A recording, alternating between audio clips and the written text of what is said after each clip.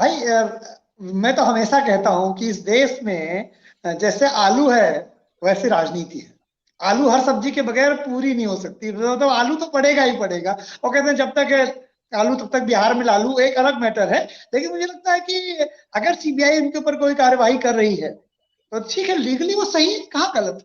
लेकिन बस बार बार ये होता है कि नेताओं के ऊपर जब भी कार्रवाई होती, कभी भी हो, मतलब टाइमिंग को लेके हम लोग हमेशा प्रश्न उठाएंगे, क्योंकि टाइमिंग क्या होती है। टाइमिंग जब भी कार्रवाई होगी तब भी कहा जाए, क्योंकि कभी राज्य स्तरीय चुनाव है, कभी लोकसभा के चुनाव है, कभी पंचायतों के चुनाव है, कभी ये है, वो चीजें लगी रहती है। लेकिन मुझे लगता है कि जो इस समय सीबीआई की कार्रवाई, इसको इस तरह से हम टाइमिंग जोड़ेंगे कि मुझे अभी कल ही आपके बिहार तक में था कि होली तक नीतीश कुमार हो सकता है मुख्यमंत्री पद त्याग दें और तेजस्वी को मुख्यमंत्री बना दिया जाए। मैं तो ये बात पहले ही बहुत दिनों से चिल्ला चिल्ला कह रहा हूँ, कल आपके बिहार तक ने उसे पूरा एक उसमें शो किया है। तो बीजेपी इस तरह से संकेत दे रही है कि अगर ये मुख्यमंत्री की तरफ बढ़ेंगे तेजस्वी जी, तो हम इनके परिवार को फिर लीगली भी एक्शन और पास कर देंगे। देखिए, ये बात तो तय है कि नीतीश को लालू यादव जी जेल गए हैं, घोटाला तो किया है ना, जेल यूं ही तो नहीं भेज दिया गया है, अपराध तो किया है ना, तभी तो जेल में गए ना। और आगे भी कई मुकदमे हो सकते हैं, लेकिन राजनीति में मुकदमों का उपयोग, राजनीति में ऐसी कोई चीज नहीं है जिसका नेता उपयोग या दुरुपयोग ना करे। उपयोग तो किया ही जाएगा। हाँ, अपराध उन्होंने किया है। अब क्या होता है कि मान लीजिए सरकार को लगता है कि इस समय जांच तेज कर दें तो सरकार जांच तेज कर देती है, इस समय जांच धीमी कर दें तो सरकार जांच धीमी कर सकती है। हवा में तो कोई मुकदमा बनना नहीं है। लेकिन ये तय है कि अगर तेजस्वी यादव को की ताजपोशी की जैसे बात चलेगी तो लीगल हंटर उनके ऊपर चलेगा जरूर, उनके परिवार के ऊपर। केंद्रीय सरकार ये बताने की कोशिश करेगी कि जिस व्यक्ति की ताजपोशी होने जा रही है उसका परिवार और व्यक्ति कितना भयंकर आर्थिक करप्ट है। तो ये होगा, ये राजनीति में कोई नई बात नहीं है। इसके पहले भी सरकारें करती रही हैं, इसके बाद भी सरकारें करेंगी, क्योंकि आपने वो गलत काम किया है, आपने आर्थिक अपराध किया है, तो आर्थिक अपराध का उपयोग और दुरुपयोग सरकारें करती है, इसमें कोई नई बात नहीं। चलिए, राजीव सिंह भी हमारे साथ। मैं तो चाहूंगा कि सरकार चले। सुशील मोदी ने एक बार फिर से पूरा मामला जो है हम लोग को बताया कि न्यू फ्रेंड्स कॉलोनी में जो मकान है लालू परिवार का, उस पर जो है पूरी सीबीआई की जांच है और कहा यह जा रहा है, दावा यह किया जा रहा है कि वो मकान जो है घूस के तौर पर लालू प्रसाद यादव को मिला है, जिसकी कीमत तकरीबन 4-5 करोड़ हो सकती है या उसके आसपास होगी। आलोक पांडे भी हमारे साथ बने हुए हैं। आलोक जी, पूरे मामले पर देखा किस तरीके से जब भी लालू परिवार पर शिकंजा कसता है तो सुशील मोदी एक्टिव हो जाते हैं। पिछले 5-6 महीने से वो एक्टिव है और इससे पहले 2017 की बानगी भी हमने देखी कि उस वक्त क्या कुछ हुआ था। आलोक जी, क्या कहेंगे? मैं तो ये कहूंगा कि जितना भी सुशील मोदी जी ने बयान दिया सब में नहीं लगा दीजिए, सब चीजें बिल्कुल सही हो जाएंगी। जो ये कह रहे हो नहीं वाला साइलेंट कर रहे हैं। ये तेजस्वी को मुख्यमंत्री बनने देना नहीं चाहते, बस सब चीज समझ में आ जाएंगी। ये कुछ नहीं होने देना चाहते हैं, ये सिर्फ ये ऊपरी एक बात व्यंग के रूप में कह रहे हैं। बिहार की जनता को बताना चाहते हैं कि जो जेडीयू हमको तोड़ के हमारे साथ गठबंधन गई है वो इसीलिए गई है कि तेजस्वी यादव को मुख्यमंत्री बनाएंगे और अपने आप को मर्ज कर देंगे। यानी कुल मिला के चाहे बीजेपी हो और चाहे आरजेडी हो, उन दोनों ने यह तय कर रखा है कि जेडीयू का जो जमीन है वो खत्म कर देंगे बिहार। जेडीयू का वोट बैंक जिसके पास, कुछ बीजेपी के पास जाएगा, कुछ आरजेडी के पास जाएगा, लेकिन सबसे बड़ी समस्या इस समय नीतीश के पास अपने वोट बैंक को संभालने की। और मैं बार बार कल ही आपके साथ ही आपके प्लेटफॉर्म में कह रहा था कि कोई भी राजनीति तब चलती है जब वो अपना वोट बैंक स्थिर कर ले। अगर गठबंधन से अपने वोट बैंक का नुकसान है तो गठबंधन जीवित नहीं रहेगा। आरजेडी कोशिश ये कर रही है, ये बीजेपी कर रही थी, इसीलिए बिहार में इतना राजनीतिक अस्थिरता दिख रही है। जेडीयू के वोट बैंक को दोनों खाना चाहते हैं, इधर बीजेपी खाना चाहती है, इधर आरजेडी खाना चाहती है। जेडीयू इसी चक्कर में कभी वो बीजेपी की तरफ झुक जाते हैं, कभी आरजेडी की तरफ झुक जाते हैं कि हमारा वोट बैंक सुरक्षित बना रहे। इसीलिए अगर आरजेडी ने उनके वोट बैंक को नष्ट करने की कोशिश की या नीतीश कुमार को की छवि को डेंट करने की कोशिश की, तो मुझे लगता है कि बहुत जल्द एक नया परिवर्तन बिहार पुनः देखेगा। और सीबीआई की जांच की जो शुरुआत है, जो हमारे अमिताभ भाई ने कहा कि वो संकेत हो सकता है कि नीतीश कुमार को एक मौका एज दिया जाए कि कैसे कह रहे भाई भ्रष्टाचारी है, भ्रष्टाचारी है, चलो छोड़ो, अब हम फिर तो ये तो पक्का गड़बड़ हो गया मैटर। तो राजनीति में कुछ चीजें अस्थिर नहीं है, और मुझे तो लगता है कि बिहार में वही अस्थिरता का दौर चल रहा है जो 1990 के दशक में पूरे भारत में पॉलिटिकल अनस्टेबिलिटी का दौर चल रहा था। बस अंतर इतना है कि बिहार में जो राजनीतिक अस्थिरता है उसमें मुख्यमंत्री एक रहता है, ये उनकी अपनी कला है।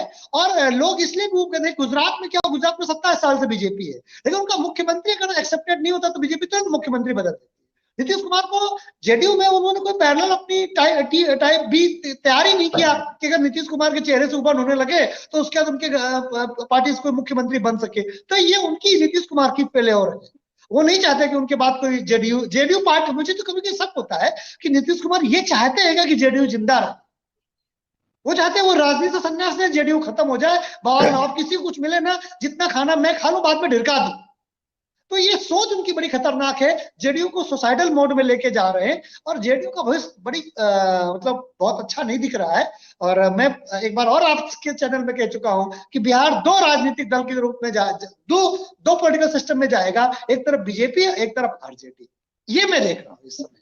बिल्कुल, ऋषि मिश्रा जी भी हमारे कुमार जो है कुर्नी नतीजों के बाद थोड़े अनकंफर्टेबल तो हुए हैं महागठबंधन में, और देखा जाए तो सुशील मोदी से उनकी पुरानी दोस्ती भी है। सुशील मोदी ने 2017 में किस तरीके से लालू परिवार के खिलाफ खुलासे कर करके नीतीश कुमार को वापस ले आए, और पिछली बार बीजेपी से इसी मुद्दे पर नीतीश कुमार अलग हुए थे कि ये छोटी पार्टियों को खत्म कर रहे हैं। यही कवायद अब आरजेडी की तरफ से हो रही है कि 2-4 जो विधायक हैं वो अगर टूट कर जेडीयू के चले जाते हैं आरजेडी में तो बड़ा खेल हो सकता है। अगर जेडीयू टूटती है तो कुछ बीजेपी में चले गए, कुछ आरजेडी में चले गए, तो अस्तित्व लगभग समाप्त हो जाएगा नीतीश कुमार का। तो अपना अस्तित्व या जेडीयू को बचाने की भी कवायद हो सकती है नीतीश कुमार की, जैसा उन्होंने बीजेपी से अलग होने के लिए एक्सक्यूज दिया था कि भाई ये तो रीजनल पार्टी को खत्म कर रहे हैं इसलिए हम इससे अलग हुए हैं। क्या लग रहा है आपको आलोक जी? नहीं, मैं सुकन्या का सौभाग्य ऐसा कि जितनी बातें आज हुई हैं, हम लोग पीछे कई बार कुर्नी विधानसभा के चुनाव में मैंने कहा था कि अगर कुर्नी बीजेपी जीत जाती है और इसका मतलब जेडीयू हार गई, अगर जेडीयू हार जाती है तो फिर एक संभावना ये बनेगी कि वो बीजेपी की तरफ आ सकते हैं, ये ऑन रिकॉर्ड है, मैंने कहा है वो। फिर दूसरी बात, कल हम लोग शाम को बात कर रहे थे कि नीतीश कुमार यही बात आरजेडी को धमका रहे हैं कि सही ढंग से रहो तो ठीक है हम तुम्हारे साथ, लेकिन ये मत समझो कि आपके पास हम आ गए तो मेरे पास कोई चॉइस नहीं। मेरे पास चॉइस है, लड़की ससुराल में है तो मैके जा सकती है, ऐसा थोड़े ना मैका उसका फिक्स है भाई। कम चाहेंगे, ज्यादा चाहेंगे, बढ़ाएंगे, लेकिन अगर बिटिया ससुराल से नाराज होकर मैके के दरवाजे आ गई तो चाहे जितना लड़ी हो बाप भाई से, दरवाजा तो बाप भाई खोलेगा कि नहीं खोलेगा। तो बीजेपी चाहे जितनी नाराज हो जेडीयू से, लेकिन अगर नीतीश कुमार ये ऑफर करते हैं कि मैं वापस बीजेपी के साथ जुड़ना चाहता हूं, बीजेपी मना नहीं करेगी, चाहे उनका वोट बैंक कम हो। लेकिन जितना भी बीजेपी के साथ जुड़ेगा नीतीश कुमार का वोट बैंक, वो बीजेपी को आरजेडी से लीड दिला देगा। इतने रिलेवेंट तो आज भी है नीतीश कुमार। बिल्कुल, जो फर्क है आरजेडी बीजेपी का वो भर सकते हैं नीतीश कुमार, इतना तो सबको पता है। अमिताभ जी भी हमारे साथ जुड़े हुए हैं। अमिताभ जी, 25 से पहले 24 घंटे से ज्यादा, मतलब राजनीति में बहुत तात्कालिक लाभ के आधार पर निर्णय लेते हैं, जिस तरह से वो बार बार बदले हैं, ये उनकी क्रेडिबिलिटी जो कम हुई है बिहार।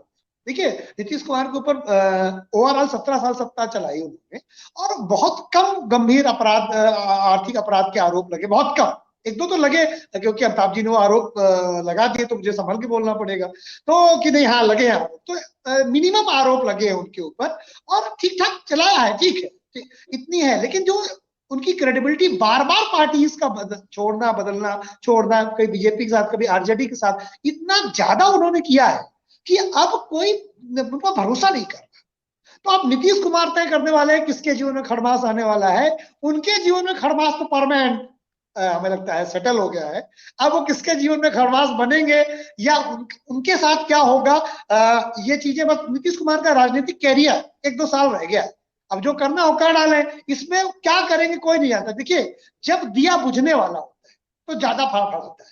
नीतीश कुमार का मुझे ऐसा लगता है राजनीतिक दिया 25 तक है, तो 2 साल उनके पास हैं, जितने प्रयोग कर सकते हैं वो करेंगे। इसीलिए मैं कहता हूं कि हो सकता है कि अगर तेजस्वी यादव बहुत जल्दबाजी करेंगे मुख्यमंत्री पद से उन्हें पदच्युत करने के लिए, तो बीजेपी के साथ जा सकते हैं, अगर बीजेपी उन्हें लेना चाहे तो चलिए, बड़ा मामला है। सीबीआई ने लालू परिवार पर एक बार फिर से शिकंजा कसा है। अब देखना होगा कि पूरे मामले पर जो है आगे चलकर क्या कुछ कार्रवाई होती है। इसका पॉलिटिकल जो हम कह सकते हैं कि साइड इफेक्ट क्या कुछ पड़ता है लालू परिवार पर, महागठबंधन पर। बिहार की खबरों के लिए आप बने रहिए, देखते रहिए बिहार तक, और इस चर्चा में मेरे साथ जुड़ने के लिए मेरे सभी मेहमान और लाइव दर्शकों का